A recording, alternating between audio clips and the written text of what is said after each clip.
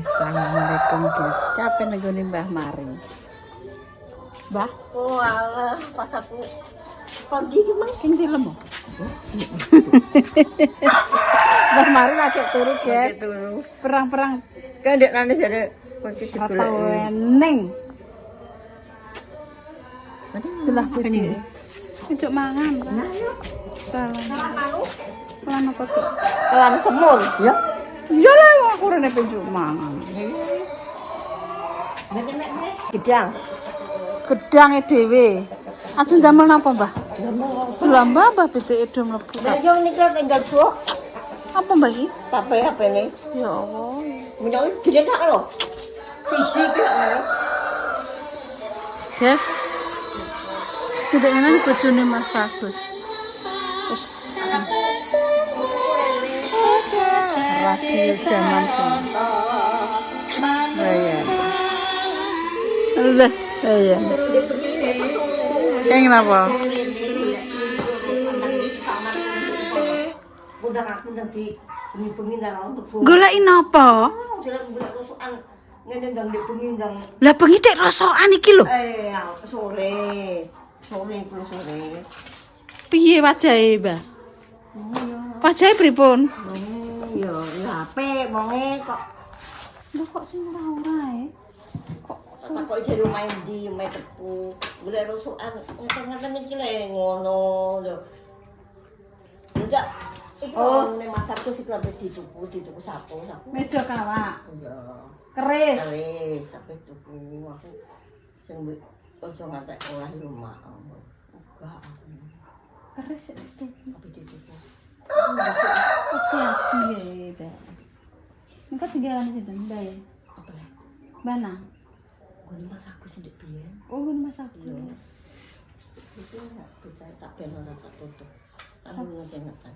Saka endi, Mbahku? Ndek Wong mongko cepu, iso mlebu kamar kono mbek kene. Lho kok ben aku jenenge nyadoko nek ben. piye, Mbah? Ngono ku nek wong ku ora usah mbok sak mlebu, Mak. Ora mlebu dhewe jenenge aku. Lah nek iso mlebu kamar iki. Kok aneh. Golek opo kuwi? Lho, yo ngene. Lho lek kowe nek iso mlebu kamar iki ki lho mek apa? Lho kowe golek apa? Yo ngono, Mbah. Wala ora tak ujar-ujari. Mau cekem ngono. Tahu takut-takno. Aku. Lho kok mlebu kok Kok piye mang tak gorene? nggih, Mbah. Lho ora kok wong ngene golek ngonoan nek iso mlebu kamar iki. Mlebu pas pundi? Lha iku tak tuwantolno di bengi wedi ku nang rene bengi-bengi tarono. Mak dhewe Mas Haji di rumah lor. Tak sempat mbok ewok kae nganti saiki aku turu dhewe. Wah, gak dibaturi aji. Gane rene nak. Apa lek kok Ora gila kok. aku mau jangan menir kok. Mbak Wi nek nane. Kesel aku gowo masalah pitik. Pitike aki, ndek kesel. Ya, Mas Aji iki ndek kan mboten usah, Mbak. Mboten usah, lan apa lah kok. Mboten, pun. Kenapa lek Mboten, Mbak. Kula mau masak wau jangan anu. Jangan apa, Mbak? Menir tapi dong telo. aku yo dong telo. Iki nenggone ponakane, guys, ora tau nang omah. Iki anu nunggu mbake ku loro. Mbak sapa? Heeh. Mangke iki lho nang omah kok ngrene. Mbak nang ndi, Mbak? Iya, Mbak Wi jare. Mbak alah. lek damis. Aku nek iki entuk Asal apa? Mbak? daster Disukani sinten, Mbak? Jessica. Sapa ku? Dek disukani Mbak Jes. Mbak Wi siji aku siji. Saking anu paling hamba Allah. Heeh. Lah dek dibeli duwe. Dibedheki pripun? Ah, aci lek aku mbok kono. Nggih. Ibu aku bisa. Terus tanganmu kena apa itu? Dek dong ini. Iki ketocok, iki tak kudu ngene. Kowe Mbak tutik piring yo ngene, tuk-tuk lho tuk gandeng. Ngene Kita helek. ya lho, Mak. Kok apa ya? Kok ngene amba Allah jare. Nggih lah. Tidak. Napa? Untuk kuwi tenan jarene. Napa? Iki bayaranku jare. Bayaran aku dikeki. Ya. 50% ya putuku aku tinggal. Anak minyak, anak sapu. Mas Haji. Anak sapu. Lah ngono jane baten bakul, Mbah. Gitu kayak itu. Sapa sing bakul? Lah Indomaret lak nggone ndekne le. Ngene iki ditukokno. Ngenane sing minyak anu iki ditukokno terusan. Kayane buke kayak siji ya dituku Pak telu dianak loro sing minyak anuan gede. Minyak Bimoli. Iya, Bimoli ya. Nggih lah. Dianak loro buke kayak siji. Urung sabune, urung segala apa pokoke aku. Lah buke nggih ditumbaske lah. Iya lah. Iki nek panganan. Ditukok. Yo iki masam Dicawisi doe, guys. Mbah Mari ki jarang nomad, guys. Mergo iki Mbah Mari ki anake akeh. Kan ndek kene nggone Mas Agus. Iki jane nang ndi le, Mbah? Aku ning nggone Mas Agus lah kono. Ya ning kono Allah. nggoni kae. Lho kok ya mantumu kok ya ora rapi ya, Mbak? Ya Allah, kok tresnane kok bancaan mbayar. lho aku bancaan ndek ning kono aku di kok yo. Iya. Nduk yo saiki wis bandek-ndekane bojomu yo aku ki. Ngundang ape ambek aku apa ndek awake seneng apa nyenengi ngundang ndek gak. Lah iya. Kowe sak nom nduk dodolan golekno tombo yo ora karuan aku. Enak nek sing ngarep. Sakit apa Mbah Mas Agus? Ginjal koyo ku dik koyo lek pesek. Oh, ginjal. Nggih. Enak nek sing mangkokno yo di Nambah ya ora karuan. Mas Agus iki guys anake Mbah Mari sing buntut ya Mbah nggih. Mbak Wiki nomor siji. Mbak Wi nomor siji. Nomor siji Mbah. Mbak Tut, Mbak Wi, Mbak Sut. oh Mbak Suti mah nomor loro. Sing bloro? Sing bloro niku. Bloro ku ponakan. Oh niku kancane bojomu. Lah tapi dek persis Mbak. Mbak Wi. Iya ta ae. Dek koyo Mbak Yune persis. Wong sekarang yo yo. Iya lah. Ngetone yo. Lah kuwi iki batin Mbah Mari ki roh ki Mbak Wi karo Mas Agus. Mas Agus. Aku ki 6 dik jane. Walah, iya Mbak. Iya, Cek. Pokoke sing Cek ngono ku loro wayahe wis ora enek. Nek sering metu nggonku nggih saiki ra tau. Saiki kan sugih dhuwit mulane tengok-tengok. Oh, juga dhuwit sing akeh dhuwit sapa lah? Bukae mbok. Putune.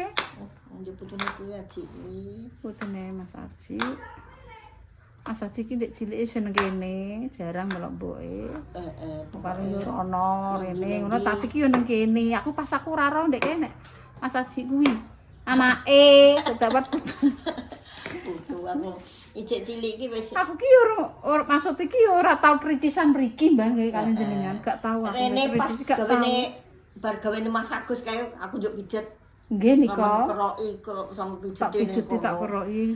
Ijek eling malah aku malah ra eling kok Mbah. Aku ngene. Sing ndek pian kaya ngono mijeti aku tak mulih tak gani gula, tak gani beras.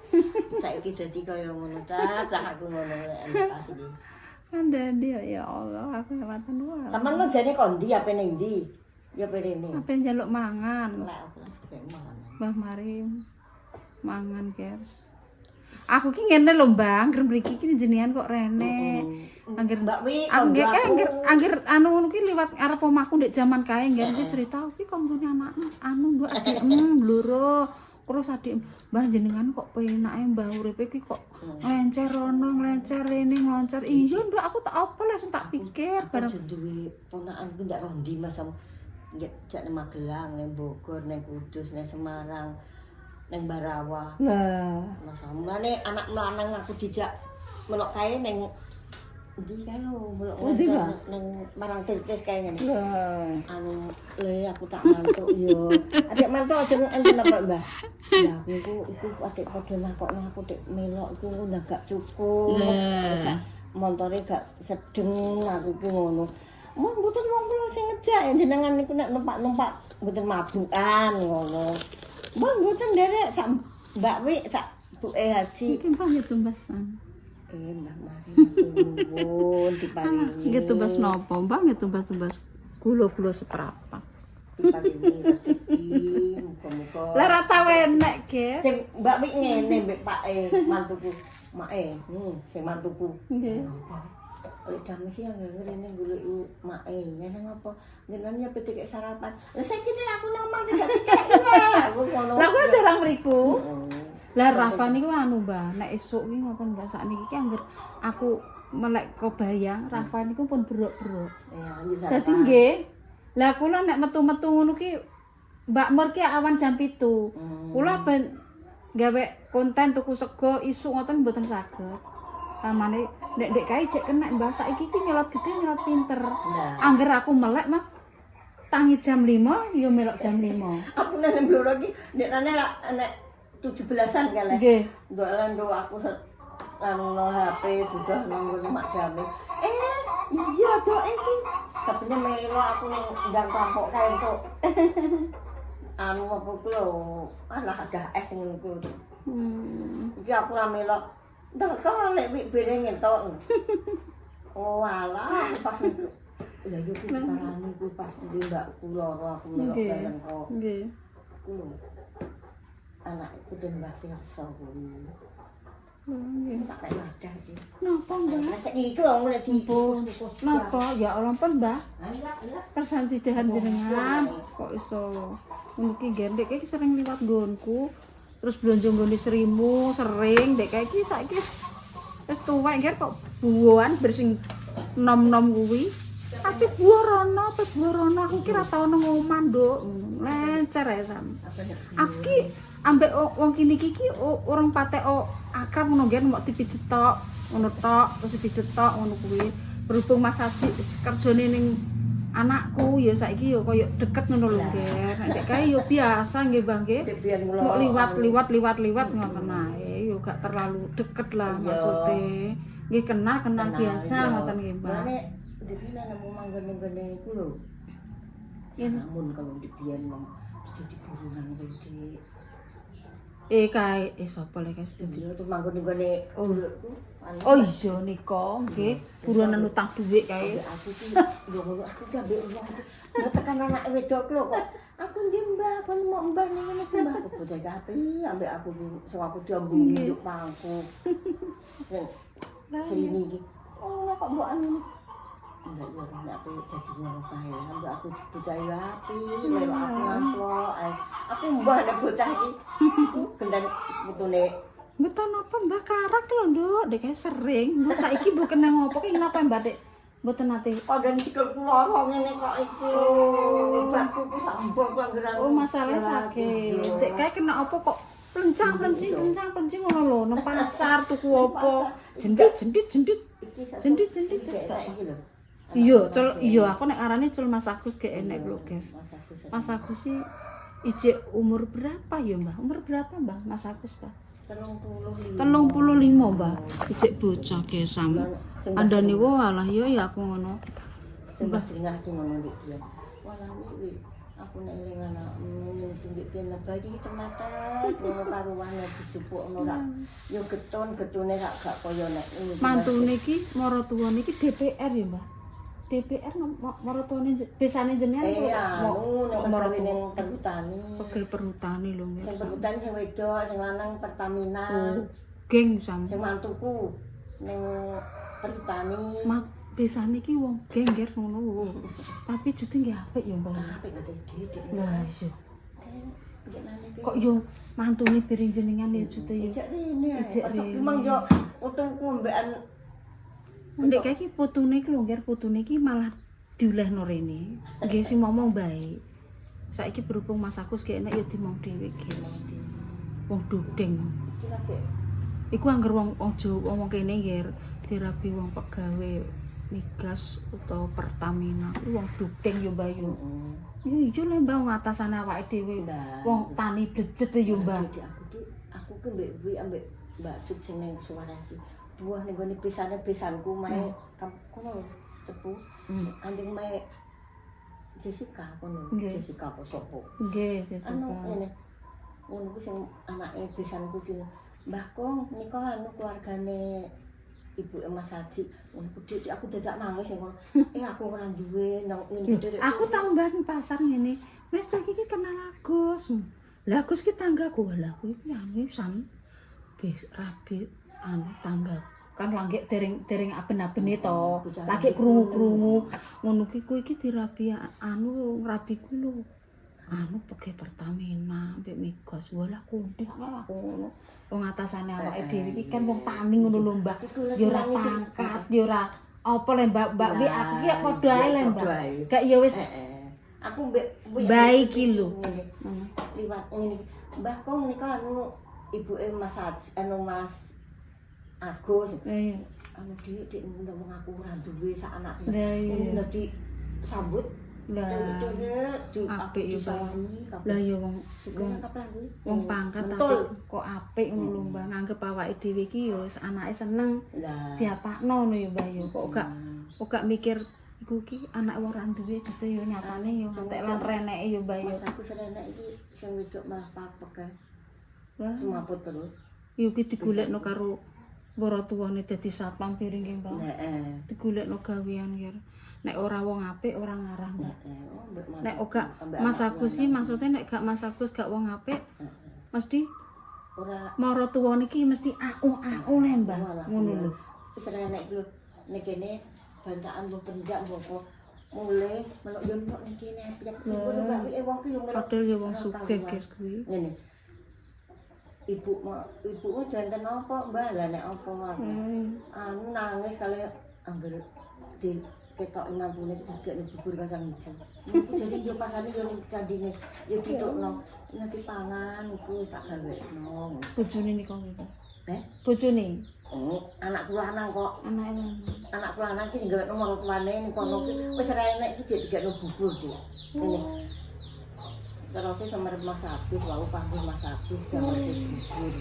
Lah sing anake wedok ki ngene. Mama ku ana ngopo? Isih muda guys. 35 tahun ya. Kuwi antarane. Kena gagal ginjal. Muga-muga padang dalane ya, Mbak. Jembar kubur iki fotone kae duwe anak siji, guys. Anak ibu tune kuwi Putune ndi, Mbak? Kuwi putune guys ki anake. Dadi Mbak Mari yo dhewean guys. Nek Aji terus Mas Aji nang kene ya Mbak yo. Tapi kan Mas Agus yo wis nang kene kok yo Mbak yo. Mas Aji pas aku cul cilik iki Mbak. Cul cilik pas aku ger nang kene iki. Mulane aku ki ra ki nek aku pas pijet ke yo ijek iku sing karo dadan anakku sing cilik. Lah iya darane anak Mbak Mari. Mbak Su jenenge ngene. Jarine Mak Puji iki wis gak duwe adik iku ijek duwe nyeluk Sut iki Mbak Sut ngono dadi wong sing gak roh yo. Lah nggih. Kaya adike. Lah kuwi karake kathah no, biasane jentit nggawa karak. Kakakne titik iki. Lah iya. Apa golek napa Mbak karak, Nduk?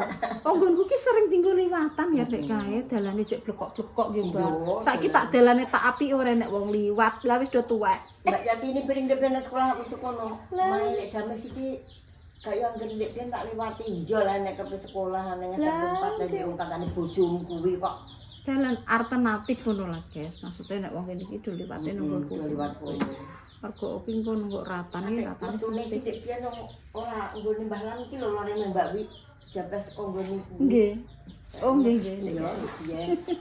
Makane aku Aduh, yes. Kan istirahat, Mbak. wong istirahat wis bar.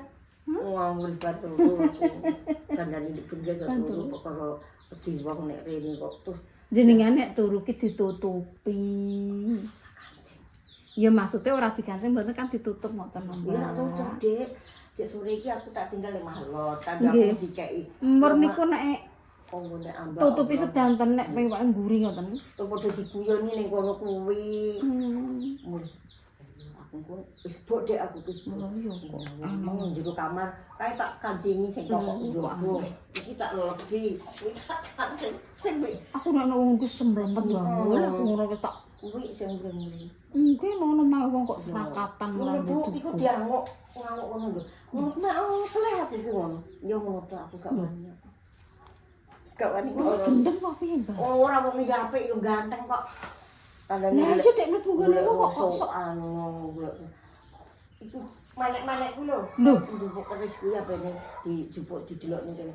Mun kula tembah 1 mboten aku gak ndek dhuwit aja Dik kuwi aku ngono. Iku tinggalane anakku lanang pokoke ora entuk didol aku. Sendiri. Nang kan pire mak tek munggah-munggah iku munggah ati. lah ngono ki Mbak Wi ya diloroi. Piring ngomong kae. Lho aku ora tau ujar-ujar iki aku. Aku tamu ngene. Me apa? Tamu me apa? Durung le ngepan. Apa turu? Oh, sentak ya. Kok nek kok kurang ajar ngono. Nek wong sing nganggo ku lho, Dek. Napa? Apa ngono? Helm.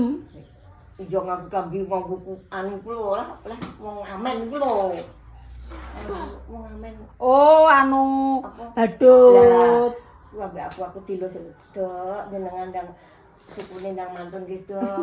Sesuk iki ape tak kenekno. Dik sama nek anu ku aja aku aja ganggu gak ape tak kono. Ape ndek-ndekane wis ngene. Piye? Apik wong iki mbak aku ki aku dilus-elus kondang mari sikilku bae. Oh, nek kuwi ra apa. Sing Maksudnya iki tamu kurang ajar ngono lho, mlebu-mlebu. Piye cek ae Mbah ngono kuwi. Nek anu diloroi. Lho kok nek mlebu-mlebu ki nek apa lele ngono. Wis ndang anu. Sak wong iki sak nemtuke sak Pak Yaji iku lho, sak ngono. Wis ndang metu. Aku nek diseneni anakku ngono ae. Anakku kok lho anakku kono. Wah golek ra goro. Niku larene sampean anu Bu. Nggih. Kuwi srek meneng ae kuwi. Tunggalane padha ae. Pun Mbah, mantuk Mbah. Wah, alhamdulillah. Aku ngerene dikeki walo, dikeki apa. Iya kalau iki ya nek digodhog nek iki pajalukna ya. Pun. Pun kok nek dikon. Enten Mbah. Nika nggone Mbak Indah nika le tesih. Oh, alah Mbah matur nuwun Mbah. Biasane ki aku kira niki biasane ki gak tau nang omah ya, sing kok lawange buka. Mulane aku dolan. Mbah mari. Perono piye nggone Mbak Wi? Mboten pun jam 12 Mbah. Iya. Terus ya Mbah? Nggih aku ya mati.